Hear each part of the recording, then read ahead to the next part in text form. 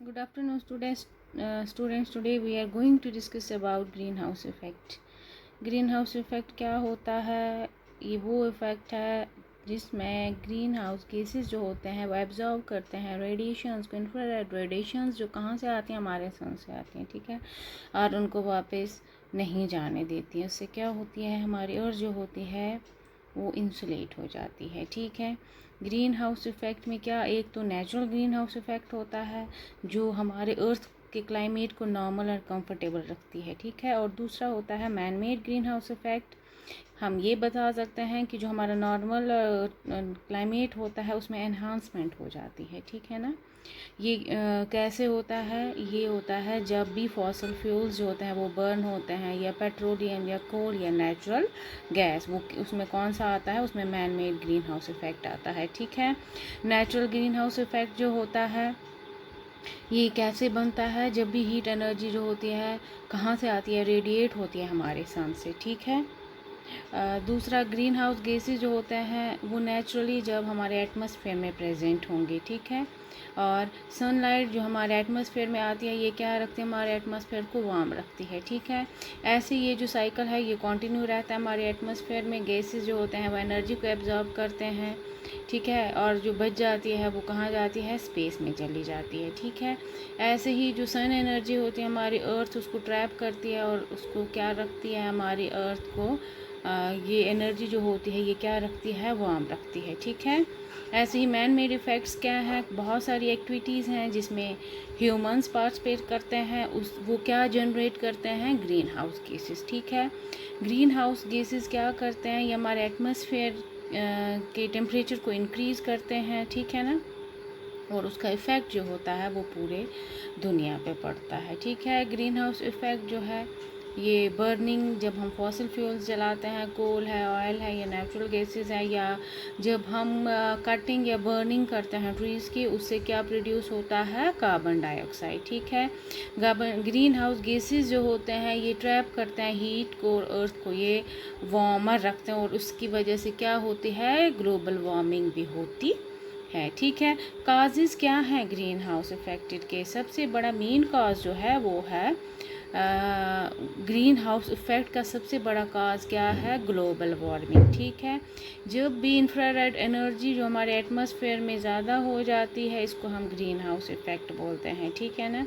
Green house effect जो होता है ये नेचुरल काज होता है जो हमारे अर्थ पे होता रहता है। नेचुरल काजेज़ जो हैं ग्रीन इफ़ेक्ट के, हाउस इफ़ेक्ट के, ये क्या गैसेस रिलीज़ करते हैं, nitrous oxide, carbon dioxide, methane है, ओजोन है या वाटर वेपर्स हैं, ठीक है। लेकिन इन सब में से जो ज़्यादा रिस्पॉन्सिबल गैस है वो है कार्बन डाइऑक्साइड, ठीक है। और मैन मेड काजेज जो हैं ग्रीन हाउस इफ़ेक्ट के वो इरोजन है, ठीक है। जब भी डिफॉरेस्ट्रेशन होती है कार्बन डाइऑक्साइड ज़्यादा होता है एटमॉस्फेयर में, या जब भी ट्रीज़ को काटा जाता है तो फोटोसिंथेसिस नहीं होती है, फोटोसिंथेसिस नहीं होगी तो कार्बन डाइऑक्साइड ज़्यादा हो जाएगा, उसकी वजह से क्या हो जाएगा, ग्रीन हाउस इफ़ेक्ट, ठीक है। हाँ, ग्रीन हाउस गैसेज जो होते हैं ये हमारे एटमॉस्फेयर में बर्निंग ऑफ फॉसिल फ्यूल से भी जाते हैं, ऑयल, कोल या गैस जब बर्न होता है, ठीक है। इसमें ये मटेरियल जो हैं ये जब ज़्यादा से ज़्यादा यूज़ होते हैं इंडस्ट्रीज़ में, उनसे भी ये रिलीज़ होते हैं। इंडस्ट्रीज़ भी जो है वो भी मेजर काज है किसका, ग्रीन हाउस इफ़ेक्ट का। और भी काजेज़ जो मैन मेड काजेज़ हैं जिसकी वजह से ग्रीन हाउस गैसेज जो होते हैं वो बढ़ जाते हैं, वो इलेक्ट्रिकल अप्लायंसेस जो हम घर पे यूज़ करते हैं, अगर हम रेफ्रिजरेटर्स जो हम घर पे यूज़ करते हैं वो भी ग्रीन हाउस गैसेस इमिट करते हैं, ठीक है ना, उनकी वजह से क्या होता है, ग्रीन हाउस इफेक्ट। हम रेफ्रिजरेटर्स में क्लोरोफ्लोरोकार्बन्स का यूज़ करते हैं, ठीक है, क्लोरोफ्लोरोकार्बन्स हम फोमिंग एजेंट्स में भी यूज़ करते हैं, पैकिंग इंडस्ट्रीज़ में भी यूज़ करते हैं, फायर एक्सटिंग्विशर्स में भी यूज़ करते हैं, केमिकल्स में भी, क्लीनर्स में, जो भी इलेक्ट्रॉनिक इंडस्ट्रीज़ में, ये सारे CFCs का यूज़ होता है, ठीक है ना। ये CFCs जो हैं यही मेजर काज हैं किसके, ग्रीन हाउस इफ़ेक्ट के, ठीक है। और भी मैन मेड प्रोसेसेस जो हैं उनकी वजह से भी ग्रीन हाउस इफ़ेक्ट होता है, जैसे हम गैसोलीन को बर्न करते हैं या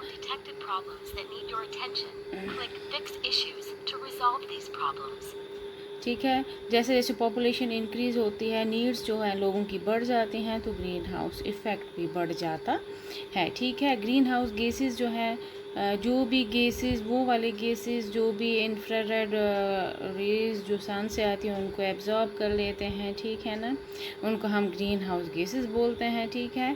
ये गैसेस में वाटर वेपर्स भी आते हैं, कार्बन डाइऑक्साइड आता है, मीथेन आता है, ओजोन आता है, या नाइट्रस ऑक्साइड आता है। वाटर वेपर्स जो है ये हमारे सन के जो हीट होते हैं उससे बनती हैं। ठीक है। 4% एयर में कंट्रीब्यूशन होती है वाटर वेपर्स की।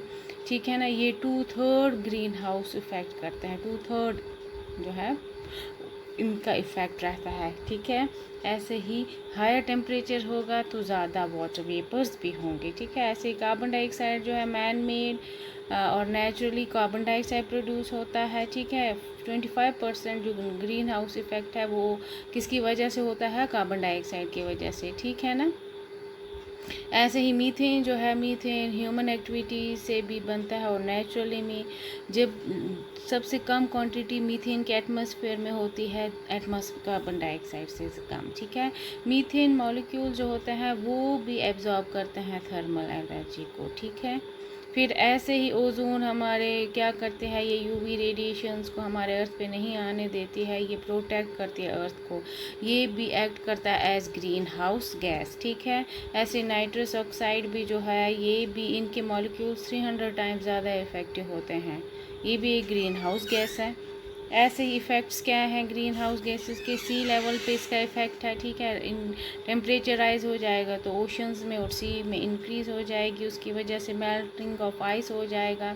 ठीक है ना। सी लेवल जब ज़्यादा हो जाएगी तो फ्लड्स आएंगे एरियाज़ में, लो कोस्टल एरियाज़ में। ठीक है ना। और जो उन एरियाज़ में लोग रहते हैं उन पे भी डेंजर होता है। फार्मिंग पे ये इफ़ेक्ट करता है। ठीक है ना। जो भी क्रॉप्स हैं, वीट के या राइस हैं, वो हाई टेम्परेचर पे ग्रो करते हैं, शुगर और मेज़ नहीं करते हैं हाई टेम्परेचर पे ग्रो, तो वो धीरे धीरे ख़त्म होते जाएंगे। ठीक है ना। ऐसे ही रेनफॉल जो है वो भी इफ़ेक्ट करता है। ठीक है। जब ये सब चीज़ें नहीं होंगी तो शॉर्टेज ऑफ फूड हो जाएगा।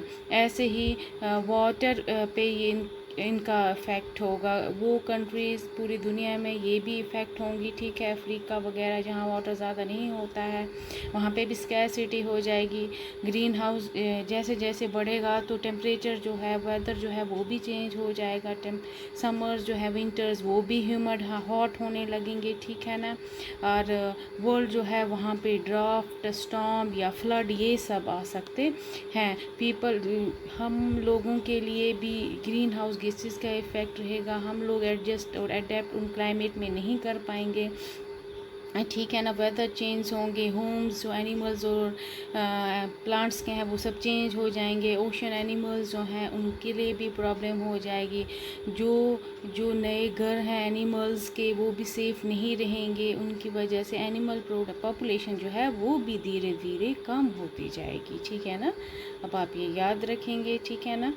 हम प्रिवेंटिव मेजर्स भी हैं, वेस्टफुल बाइंग नहीं करनी चाहिए, 3R को याद रखना चाहिए, रिड्यूस, रिसाइकल एंड रीयूज़ को। ठीक है ना। नेचुरल गैसेस का यूज़ करना चाहिए। ठीक है ना।